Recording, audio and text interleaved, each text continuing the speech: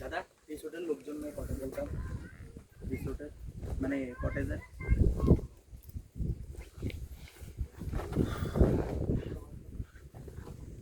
কোথায়? ওই যে উপরে নিচে ওই যে রাস্তাটা এটা দিয়ে ওঠে না উপরে যাওয়ার সময় ওইখানে কথা বলতে হবে।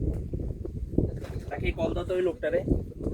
যাওয়ার সময় মনে হয় আস্তে আস্তে নামতে আস্তে নামলে অবস্থা খারাপ হয়ে যাবে। কিছুই করার নেই।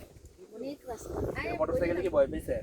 হ্যাঁ অনেক বই তারা এক্সপার্ট আছে, পেতে পারে। আমরা তিনজনকে কেমন উড়ে নিলাম, আমি তো খাইয়ে দিলাম। আমরা তিনজন উঠতে পারতাম না, আমরা তো মোটরসাইকেলে নিয়ে যেতে পারি।